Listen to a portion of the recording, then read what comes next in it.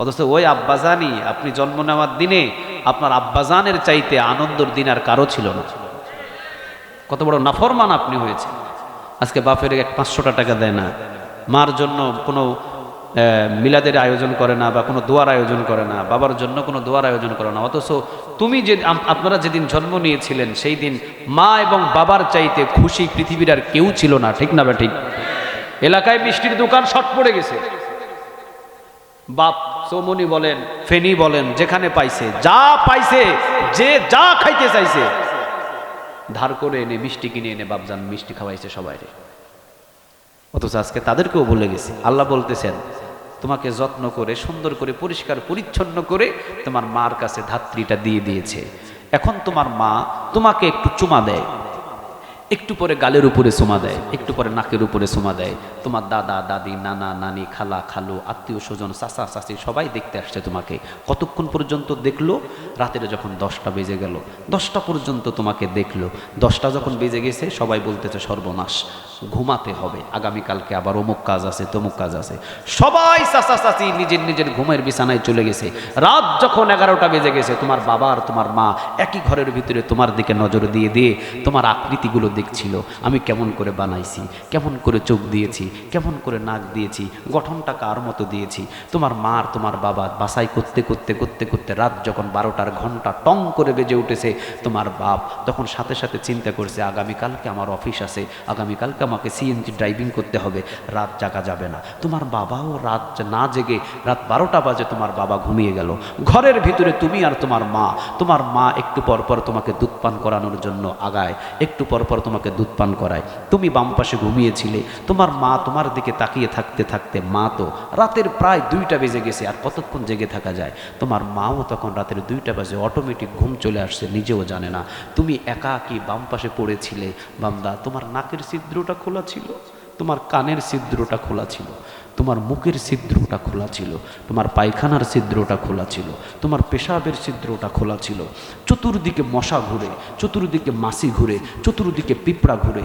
একটা পিঁপড়া যদি তোমার নাক দিয়ে ঢুকে মগজে চলে যাইতো, পৃথিবীর কোনো ডাক্তার তোমাকে বাঁচাতে পারতো না। তোমার মা তোমার জন্য জেগে থাকলো না, রাতের 2টা বাজে ঘুমিয়ে গেল। তোমার বাবা জেগে থাকলো না, আগামীকাল সিএনজি ড্রাইভিং করতে হবে, 12টা বাজে ঘুমিয়ে গেল।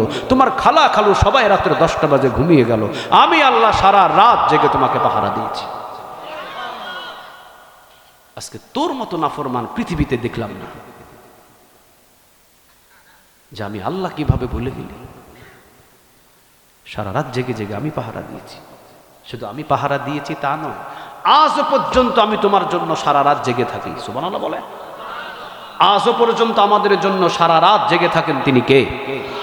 আল্লাহ বলছেন এখনো আমি সারা রাত জেগে থাকি তোর জন্য। আল্লাহ রাব্বুল আলামিন ওটাই বলছেন, আল্লাহু লা ইলাহা ইল্লা হুয়া আল হাইয়ুল কাইয়্যুম।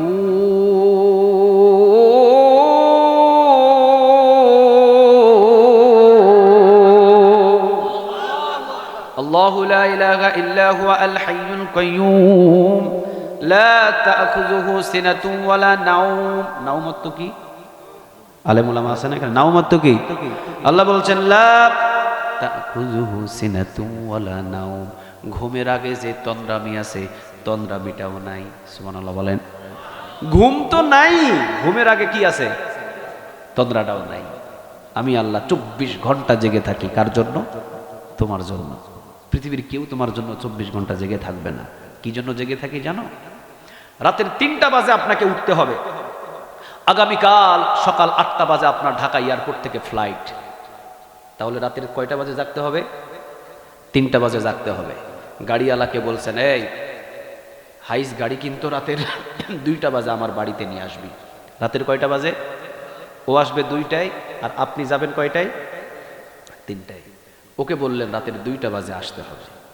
ড্রাইভার বাস রাতের 2টা বাজে ওঠার জন্য নিয়ত করে ঘুমালো। আল্লাহ বললেন ড্রাইভার যে ঘুমালো, ঘুম মানেই তো মৃত্যু। আল্লাহুম্মা বিসমিকা আমুতু, আল্লাহর জন্য মরে গেলাম। ঘুম মানেই তো মৃত্যু। কিন্তু রাতের 2টা বাজে উঠবো বলে যে ঘুমাইলো, ওই রাতের 2টা বাজে আমি আল্লাহ যদি না জাগন থাকি, কে ঘুমটা ভাঙাবে? সুবহানাল্লাহ বলবেন না?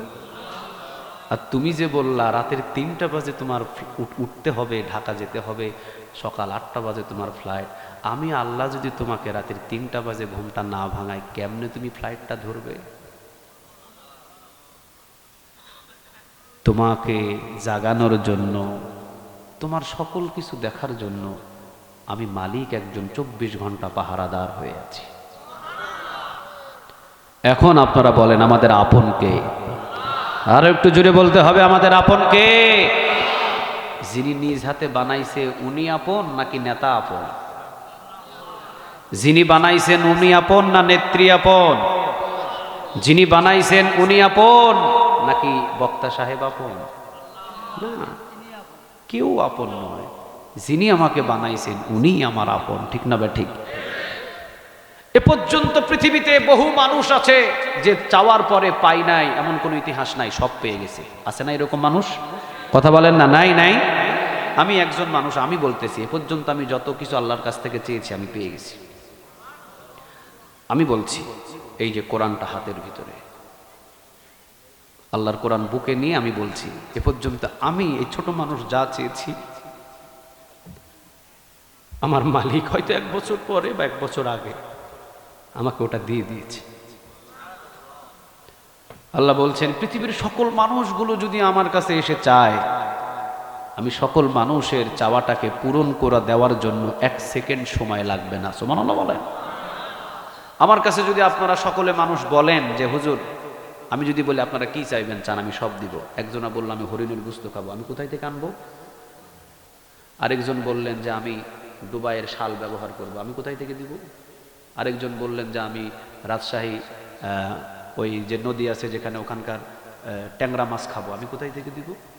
আল্লাহ বলতেছেন বান্দা পৃথিবীর সকল মানুষ যদি এক মাঠে বসে, আমি আল্লাহর কাছে যদি প্রতিটা মানুষের চাহিদা এক এক রকমের হয়, সবাই যদি চায় আমি 1 সেকেন্ডে সবার চাহিদা পূরণ করে দিতে প্রস্তুত আছি। আমি সেই ক্ষমতা নিয়ে বসে আছি। চিৎকারে দিয়ে বলেন আল্লাহু আকবার।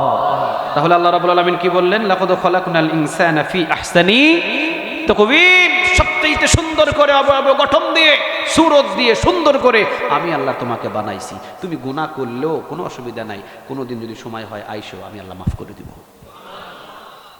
80 বছরের গুনাহ ওইটাও যদি নিয়ে আসতে পারো কোনো অসুবিধা নাই, 80 বছরের গুনাহও আমি আল্লাহ মাফ করে দিব। সুবহানাল্লাহ বলেন। কিন্তু আল্লাহ রাব্বুল আলামিন বলছেন 80 বছরের গুনাহ মাফ করতে 80 দিন লাগাবো না, 80 বছরের গুনাহ মাফ করতে 80 বছর লাগাবো না, 80 বছরের গুনাহ মাফ করার জন্য 80 মিনিট লাগাবো না, 80 সেকেন্ডও লাগাবো না। শুধু আমার কাছে মাফ চাইতে দেরি হবে, মাফ চাইতে দেরি হবে, কিন্তু মাফ করতে দেরি করবেন না। তিনি কে? বড় যত্ন করে মহব্বত করে ভালোবেসে আমি আল্লাহ তোরে বানাইছি। সুবহানাল্লাহ বলে। আল্লাহ বলেন যখন একজন যুবক আর একজন যুবতী, এই ছোট বাচ্চাগুলা স্বেচ্ছাসেবক যাও তো, এদেরকে একটু বলো যে দূরে গিয়ে যাতে শয়তানি করে, দুষ্টামি শয়তানি দূরে গিয়ে করুক, এখানে না, আশেপাশে না। আল্লাহ রাব্বুল আলামিন বলছেন বান্দা একজন নারী আর একজন পুরুষ দরজাটাকে বন্ধ করে দিয়ে যখন জেনা করার জন্য 2 জনা কাপড় খুলে জেনায় লিপ্ত হয়ে যায়, সেখানেও অক্সিজেন আমি আল্লাহ দান করি। কেউ দেয় না, আমি দিই। আসমান থেকে ফেরেশতারা কি বলে আর জমিনের জমিন কি বলে? আল্লাহ আপনি আমার এই অনুমতি দেন, আমি জমিনটা 2 ভাগ হয়ে যায়, এই 2 জন উল্লুক্কা পাঠা গুনাহগারকে জমিনের ভিতরে দাফন করে দিই। আল্লাহ শুধু বলে যে ধৈর্য ধৈর্য ধরো, এটার ব্যবস্থা আমি করব।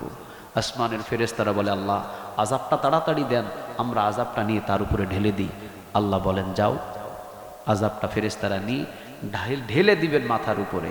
আল্লাহ বলে রাখ না, আজকের দিনটা সুযোগ দে, আজকের দিনটা সুযোগ দে।